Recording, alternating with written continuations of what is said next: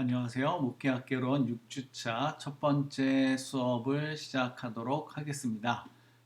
이번 수업 시간에는 목회자의 자질에 대해서 함께 공부해 보도록 하겠는데요. 전통적인 목회학 분야에서 가장 중요하다고 할 수 있는 그러한 영역이라고 우리가 할 수 있겠습니다. 자, 어쨌든 이제 지금까지 5주차에 걸쳐서 목회학개론 수업을 진행해 왔고요. 이제 6주차에 들어가게 되는데 아직까지는 우리가 코로나 때문에 아직 영상을 통해서 수업을 진행하게 되고요. 또 앞으로 방향이 어떻게 될지 좀 염려가 되기는 합니다. 자, 어쨌든 네, 오늘 수업을 진행하도록 하겠습니다. 교재 121쪽에 보면 이런 표현이 나와 있습니다. 목회자가 완벽할 수는 없다. 하지만 하나님의 자녀들인 성도들을 돌보는 일을 맡은 자이기에 최선을 다하여 자신을 준비함이 마땅하다. 즉, 최고의 하나님을 위한 최선이야말로 목회자인 우리가 지녀야 할 올바른 자세인 것이다. 저는 이 부분이 아주 마음에 와 닿습니다. 우리가 이제 완벽할 수는 없는데 이런 사람인 우리에게 하나님께서 성도들을 맡기셨으니 우리가 최선을 다하는 것이 마땅하지 않은가 싶고요. 그것이 바로 목회자인 우리가 지녀야 할 올바른 자세일 것이라 생각이 됩니다. 또 하나의 구절이 더 있는데요. 자, 교회 역사에서 지속적으로 나타난 목회자의 문제점은 그들이 마땅히 있어야 할 곳에 있지 않은 것이 아니라 그들이 서 있는 자리에서 마땅히 보여야 할 모습을 갖고 있지 않다는 것이다. 저는 이것이 오늘날 우리들에게 굉장히 중요한 울림을 준다고 생각합니다. 목회자들이 굉장히 많이 있습니다. 교회도 많고 목회자도 많고 그리고 그 목회자들은 당연히 그들이 있어야 할 곳에 있으려고 합니다. 그런데 그곳에 있는 것이 중요한 것이 아니고요. 거기서 어떠한 모습으로 있느냐가 더 중요하다는 거죠. 그래서 목회자로서 보여야 할 모습을 갖고 있지 않다면 그 목회자로서의 모습이 없이 그 자리에 서 있다면 그것은 서 있지 않는 것보다 못하다고 할 수 있습니다. 이제 오늘 수업 내용을 통해서 이와 관련된 얘기들을 하나씩 살펴보도록 하겠습니다. 자, 목회자의 자질에 관한 성서의 가르침이 있는데요. 성서의 대표적인 가르침은 디모데전서 3장 1절에서 7절, 또 디도서 1장 6절에서 9절, 베드로전서 5장 2절에서 3절입니다. 저희가 이제 수업 시간이라면 한번 다 같이 읽어볼 수 있겠는데요. 영상으로 진행이 되니까 오늘은 수업을 통해서 읽지는 않겠습니다. 여러분들이 각자 이 새 성경 구절을 좀 찾아서 읽어보시면 좋겠습니다. 어쨌든 이 본문에서 강조하고 있는 공통적인 강조점이 있습니다. 첫 번째가 뭐냐면 흠잡을 데가 없어야 한다는 겁니다. 자, 목회자의 자질에 관해서 성경이 가르치는 아주 중요한 강조점은 흠잡을 데가 없어야 한다. 뭐 다르게 표현하면 책망할 것이 없어야 한다. 또는 탓할 데가 없어야 한다는 것인데요.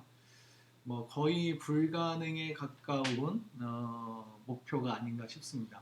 뭐 저도 수많은 흠이 있고 아마 여러분들도 저랑 크게 다르지 않으리라 생각이 됩니다.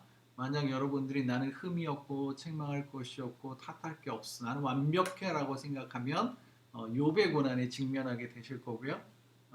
그러나 흠이 있다면 여전히 부적절한 자격, 적합하지 못한 자격을 갖춘, 실제로는 자격을 제대로 갖추지 못한 사람이라고 볼 수 있을 것입니다.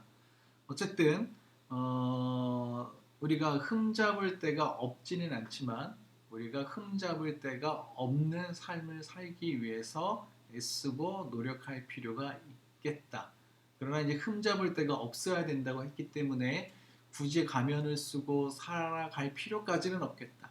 그렇게 살아가면 결국은 자기도 힘들고 가족도 힘들고 교인들도 힘들고 그리고 진실이 없이 보여지는 것만 남아있는 그런 그런 모습의 교회를 우리가 만들 수도 있기 때문에 우리가 좀 더 정직할 필요는 있겠다는 말씀을 드립니다.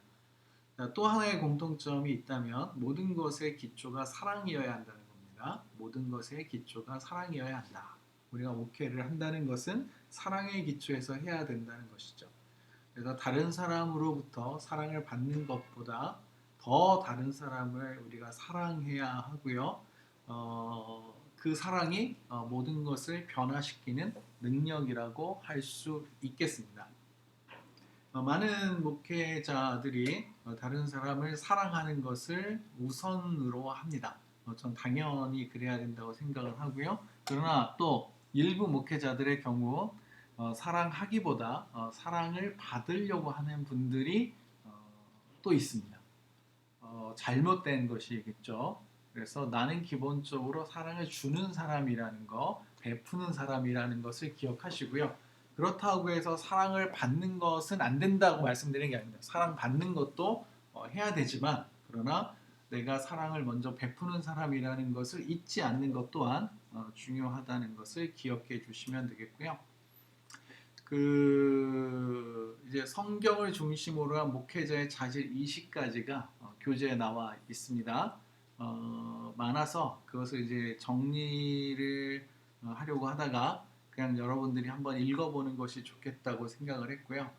대신 존 메가더라는 사람이 디도서 1장 6절에서 9절을 바탕으로 해서 목회자의 자질에 대해서 세 가지를 언급하고 있는데 그것을 이 시간에 조금 더 상세하게 다루기로 결정을 했습니다. 여러분들이 이제 교재를 통해서 이미 보셨겠지만 이 존 메가더가 강조하고 있는 것은 세 가지입니다. 하나는 이제 성적인 도덕성이고요. 또 하나는 가정에서의 리더십이고요. 그리고 또 하나가 성품의 고결함입니다. 우리가 이제 목회자로서 어떤 자질을 가질 것이냐가 실제로는 굉장히 중요한 건 맞습니다. 굉장히 중요한 것이 맞는데 근데 이제 우리가 이것을 이제 다 가질 수 있느냐, 또 어떻게 가져야 되느냐, 이런 얘기들은 좀 더 어려운 문제가 아닌가 싶습니다.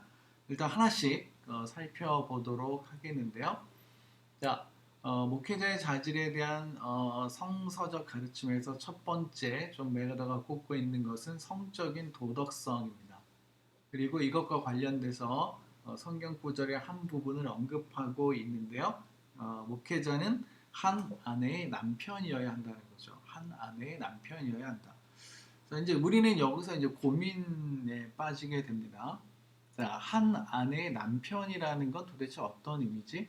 그러면 아내가 있어야 되니까 일단 결혼을 해야 되는 거구나라고 목회자는 반드시 결혼을 해야 돼라고 이제 생각할 수 있습니다. 전통적으로 특히 우리나라 문화권 안에서는 그런 생각을 가지고 있었습니다. 그래서 결혼을 하지 않으면 목사 안수를 주지 않았었습니다. 그리고 아직도 그러한 경향이 남아 있습니다. 그러나 최근에는 결혼하지 않은 사람들에게도 목사 안수를 하고 있는 이제 그런 교단들이 많이 늘어나고 있고 또 목사 안수가 안 된다고 했지만 그러함에도 불구하고 상황적으로 열어놓는 경우들이 이제 많이 생기고 있습니다. 그래서 목회자는 한 아내의 남편이어야 한다는 것을 목회자는 반드시 결혼을 해야 한다라고 이해하지 않았으면 좋겠습니다. 실제로 예수님도 결혼하시지 않았고요. 또 바울도 정확하게는 알 수 없지만 어쨌든 혼자 살았던 것으로 우리가 알고 있습니다. 그래서 목회자가 반드시 결혼해야 된다는 의미로 이 구절이 쓰여지지 않았다는 것을 일단 기억하시면 되겠고요. 그 다음에 이 한 아내의 남편이라고 표현했기 때문에 여자는 안 된다고 생각하시는 분들이 있습니다. 그래서 반드시 목회자는 남자이어야 한다라고 생각하시는 분들이 있었죠. 그리고 현재도 존재하고 있습니다. 침례교회도 그동안 여성 안수를 주지 않다가 이제 얼마 전부터 여성 안수를 하고 있습니다. 하고 있고 그러나 아직 우리나라에 있는 많은 교단들이 그래도 이제는 많은 교단은 아니지만 일부 교단들이 여성 안수를 아직도 하지 않고 있습니다. 뭐 이것을 이제 성차별로 이해해야 할 건지 아니면 이제 성서에 대한 문자적 해석으로 이해해야 할 건지 뭐 그것은 뭐 어떻게 해석하기 나름이긴 하겠지만 뭐 남침내 교회도 역시 여성 안수를 주지 않고 있습니다. 실제로 2000년에 나온 남침내 교회의 신앙 고백과 남침내교 신앙가 메시지에 보면 그 여성을 목회자로 세우지 않는다라고 명시가 되어져 있습니다.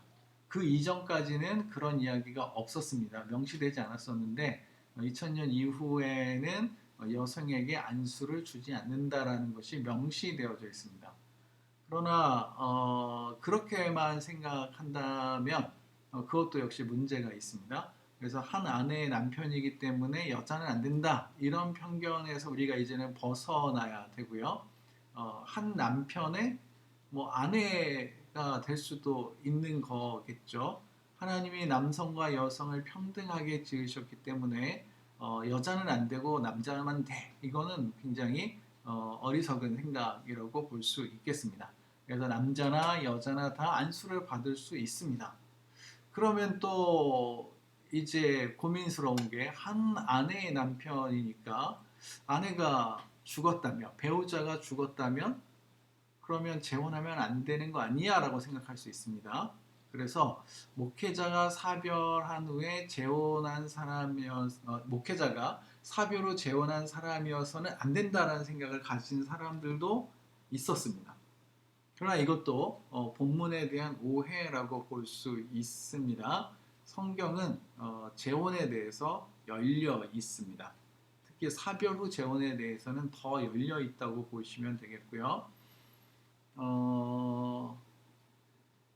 그래서 이것을 이제 그존 맥어던은 어떻게 이해했냐면 목회자는 이혼한 사람이거나 혼의 관계를 가지는 사람이어서는 안 된다는 의미로 해석을 했습니다. 그러니까 성적인 도덕성이 있어야 된다는 거죠. 근데 이혼한 사람이 안 된다는 것은 문제가 있고요. 혼의 관계를 가지는 사람이어서는 안 된다는 것은 우리가 뭐 긍정할 수 있겠습니다. 그래서 최근에는 이혼이 증가하고 있고 실제로 목회자들 중에서도 이혼하는 경우들이 생기고 또 이혼한 사람들이 소명을 받고 신학교에 오기도 합니다. 그래서 이혼한 사실 자체만을 가지고 목회자가 될 수 없어라고 말하는 것은 잘못되었다라고 말할 수 있겠고요. 그러나 혼의 관계의 경우는 목회자에게는 아주 금지된 것이라고 우리가 보시면 되겠습니다. 이런 면에서 목회자는 성적인 도덕성을 가지고 있어야 한다라고 말할 수 있겠죠. 자, 그 다음에 목회자에게 강조되는 것은 가정에서의 리더십입니다. 가정에서의 리더십. 자, 목회자는 가정을 잘 다스리는 자여야 한다라고 이제 언급하고 있는데요. 첫 번째 보시면 결혼하지 않았거나 자녀가 없는 이는 목회자의 자격이 없다는 의미가 아니다라는 거죠. 그래서 가정을 잘 다스려야 되니까 목회자는 결혼해야 돼. 그리고 자녀가 있어야 돼라고 생각하는데 그렇지는 않다는 겁니다. 상당한 오해들이 많이 있어 왔고요.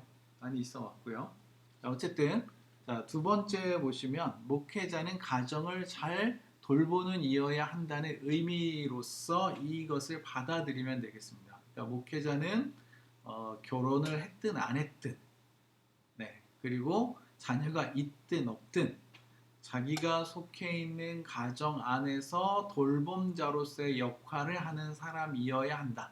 특히 잘 돌보는 사람이어야 한다라고 보시면 되겠습니다. 어, 그리고 이제 여기에 하나를 덧붙여서 목회자의 아내와 자녀는 신자들이어야 한다는 의미로 이 구절을 해석할 수 있다고 좀 메가더는 이제 언급을 하고 있는데요. 이 부분에 대해서도 이제 우리가 좀 더 고민이 필요하다고 볼 수 있습니다. 어, 실제로 목회자의 아내, 이제 사모의 경우, 목회 사모로서의 소명이 없을 수도 있고, 뭐 사모로서의 소명보다는 목회로서의 소명이 없을 수 있습니다. 게다가 또 실제로는 아직 나는 교회 나가지도 않는데 남편이 소명을 받아서 신학교에 가버렸습니다. 자, 그러면 남편은 이제 목사가 되어야겠죠. 목회자가 되어야겠고, 그럼 아내 입장에서는 신앙도 없는 상태에서 배우자가 신학교에 가서 목회를 하겠다 그러고, 그러면 이 아내는 목회자의 아내로서의 자리를 지켜야 되는 건지, 아니면 이제 그 자리를 비우고 떠나야 되는 건지, 실상 어떤 분들은 이혼을 해서라도 자기가 목회를 해야겠다고 하는 분들도 있는데요. 저는 고민이 좀 필요하다는 생각이 듭니다. 어쨌든 네, 배우자가 신자이면 좋겠고요. 아닐 때, 배우자가 신자가 아닐 때 우리는 어떻게 해야 되지라는 것에 대한 고민을 여러분들이 한 번쯤 해보실 수 있으면 좋겠습니다. 특히 이제 나이가 있는 상태에서 신학교에 오는 뭐 남자보다는 여자가 믿음이 더 좋다는 전제하에 남편이 교회를 다니지 않고 예수를 믿지 않는 상태에서 신학교에 오신 분들의 경우 이 구절을 과연 어떻게 적용해야 할 거냐 이거죠. 네. 물론 이제 배우자가 신앙을 가지면 좋지만 갖지 않는 경우도 있거든요. 계속해서 그렇다면 당연히 자녀도 그렇지 않을 수 있습니다. 그래서 최근에는 목회자들이 늘어나면서 또 여러 가지 사회 현상에 직면하면서 목회자의 아내와 배우자와 자녀가 신자들이 아닌 경우들이 종종 있습니다. 이제 그러면 우리가 그것을 잘못됐다고 해야 될 거냐, 아니면 관용할 거냐? 이것은 우리가 수업 시간에 답을 내릴 수는 없고요. 여러분들이 스스로 고민을 좀 해봐야 될 문제라고 생각이 듭니다. 네 번째, 목회자의 아내와 자녀는 목회 사역에 어려움을 주지 않는 행실이 올바른 이들이어야 한다는 의미다.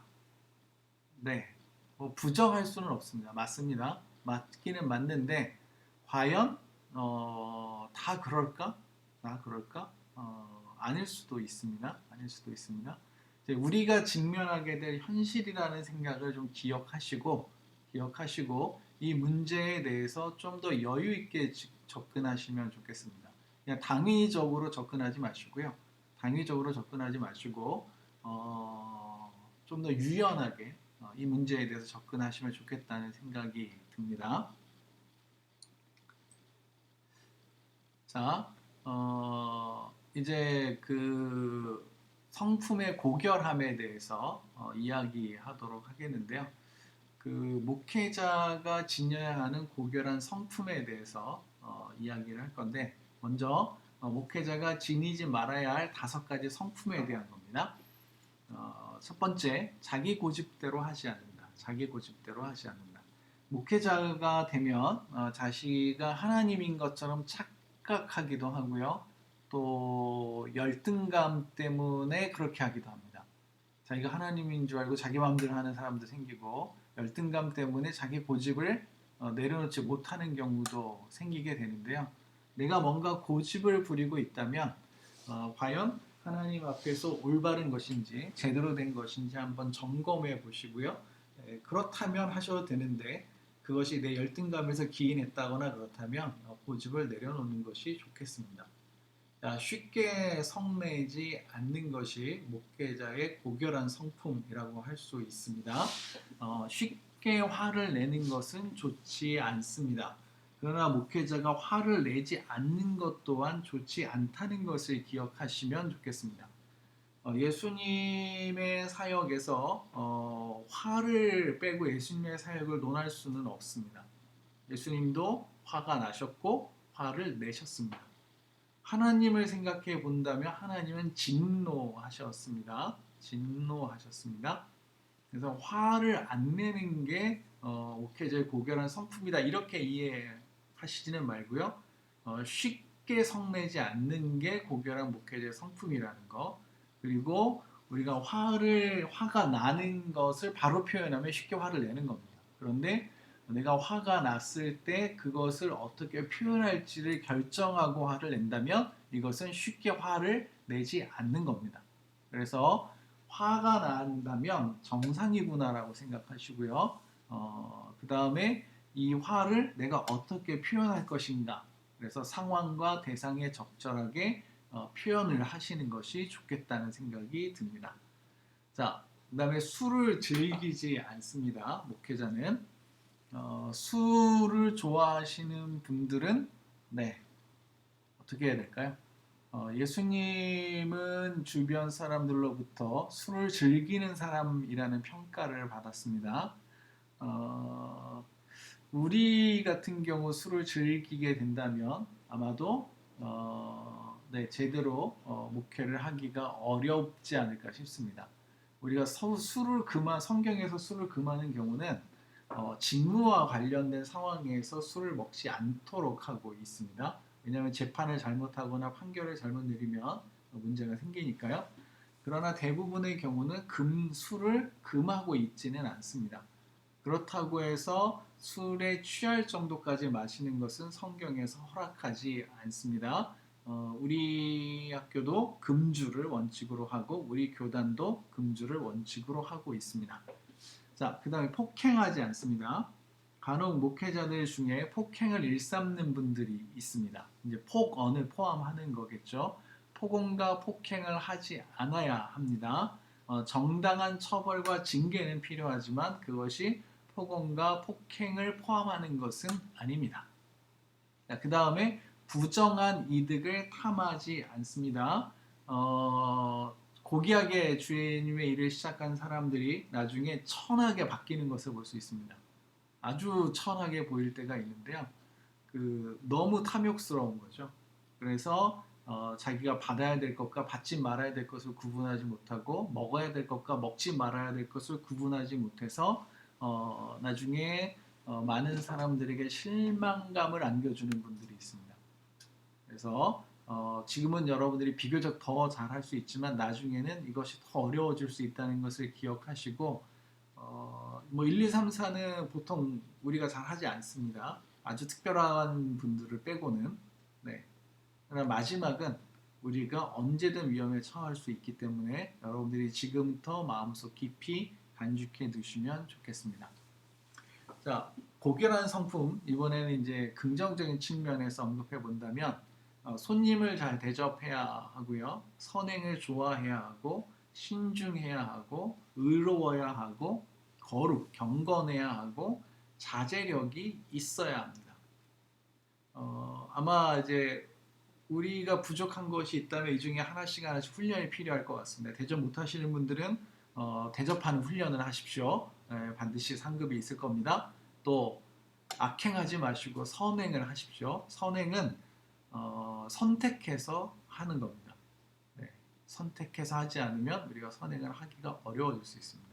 무슨 일 할 때 신중하시고 올바른 것을 선택하시고 경건의 훈련을 하시고 자제력도 훈련이 필요합니다. 이것도 훈련하시고 그리고 마지막에 보면 미쁜 말씀의 가르침을 그대로 지킨다라고 되어 있는데 자, 이는 능히 바른 교훈으로 권면하고 거슬러 말하는 자들을 책망하게 하기로 함이라라고 이제 부언이 있습니다.